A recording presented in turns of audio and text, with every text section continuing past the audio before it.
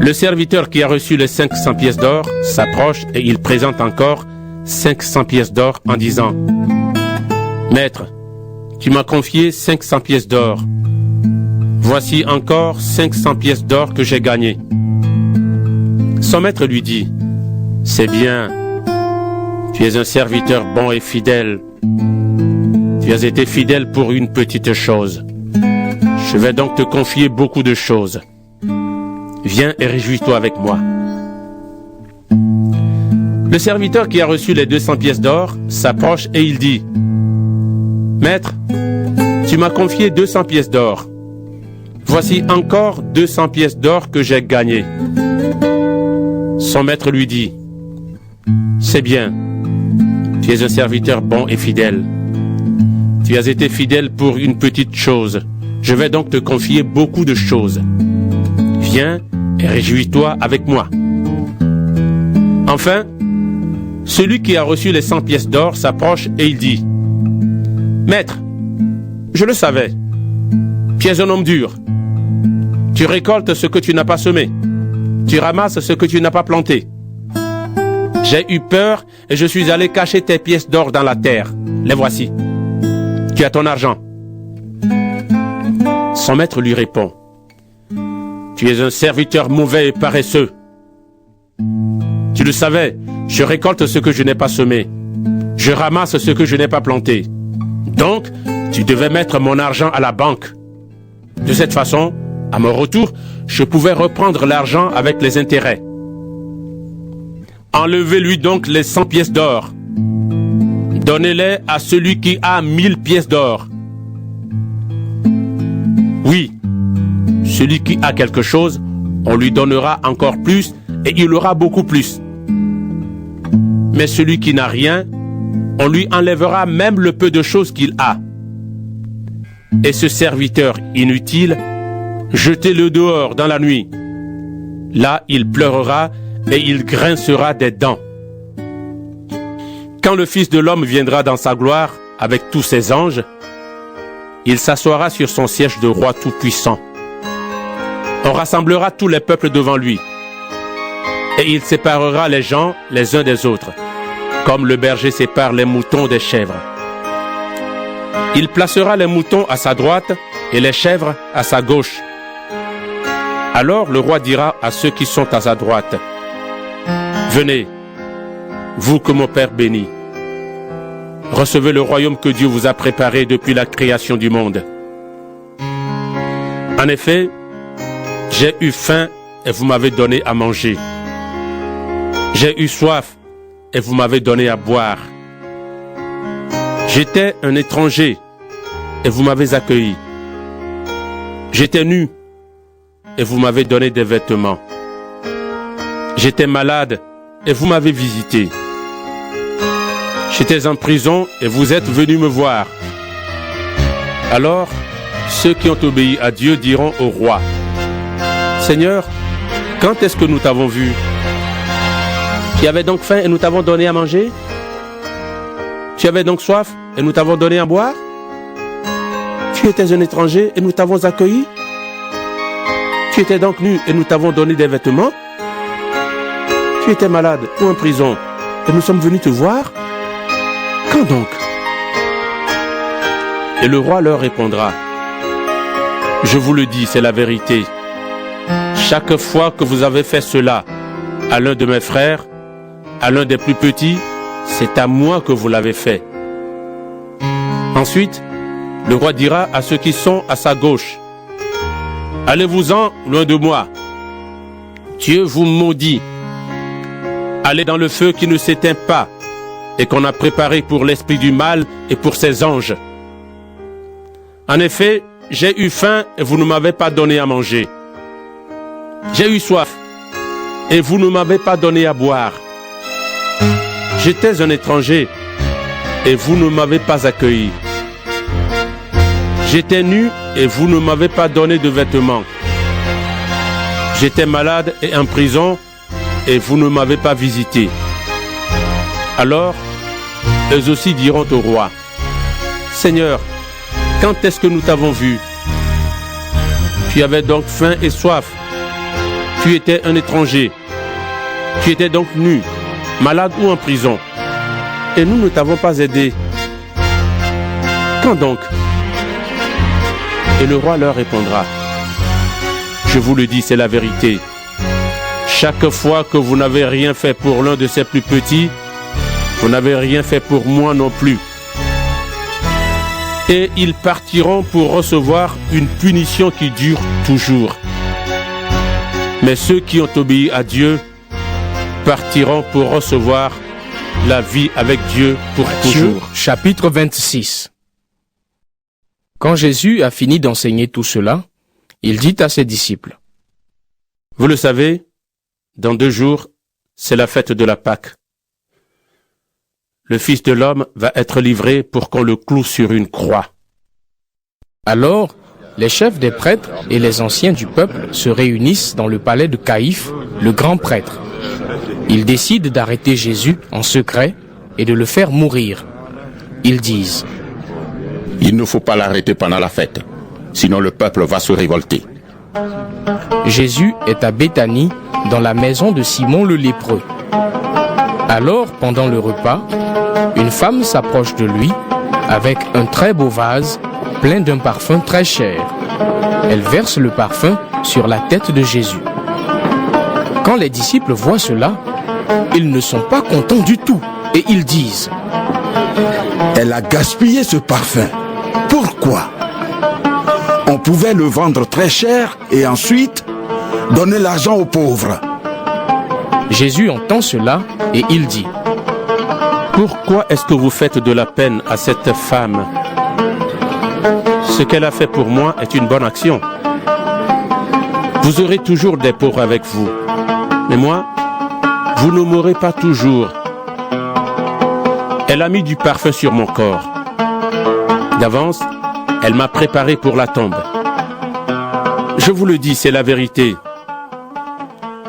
Partout où on annoncera cette bonne nouvelle, dans le monde entier, on racontera ce que cette femme a fait et on se souviendra d'elle. Alors, l'un des 12, appelé Judas Iscariote, va voir les chefs des prêtres et il leur dit: Qu'est-ce que vous voulez me donner si je vous livre Jésus? Les chefs des prêtres lui donnent 30 pièces d'argent. À partir de ce moment, Judas cherche une bonne occasion pour leur livrer Jésus. C'est le premier jour de la fête des pains sans levain. Les disciples s'approchent de Jésus et lui disent: Nous allons te préparer le repas de la Pâque. Où veux-tu le manger? Jésus leur dit: Allez à la ville, chez telle personne, et dites-lui, le maître dit, le moment est arrivé pour moi. C'est chez toi que je vais manger le repas de la Pâque avec mes disciples. Les disciples font ce que Jésus leur a commandé et ils préparent le repas de la Pâque. C'est le soir. Jésus s'installe pour le repas avec les 12. Pendant qu'ils sont en train de manger, Jésus dit: Je vous l'affirme, c'est la vérité. L'un de vous va me livrer. Les disciples deviennent tout tristes et ils se mettent à lui demander l'un après l'autre: Seigneur, est-ce que c'est moi? Jésus leur répond: Celui qui a mis la main avec moi dans le même plat, c'est lui qui va me livrer. Le Fils de l'homme va mourir, comme les livres saints l'annoncent. Mais quel malheur pour celui qui livre le Fils de l'homme. Pour cet homme-là, ce serait une bonne chose de ne pas être né. Judas, celui qui va livrer Jésus, lui demande: Maître, est-ce que c'est moi? Jésus lui répond: C'est toi qui le dis. Pendant le repas, Jésus prend du pain. Il dit la prière de bénédiction, il partage le pain et le donne à ses disciples en disant: Prenez et mangez, ceci est mon corps. Ensuite, il prend une coupe de vin. Il remercie Dieu et il donne la coupe à ses disciples en disant: Buvez-en tous. Oui, ceci est mon sang, le sang de l'alliance de Dieu. Il est versé pour un grand nombre de gens, pour le pardon des péchés.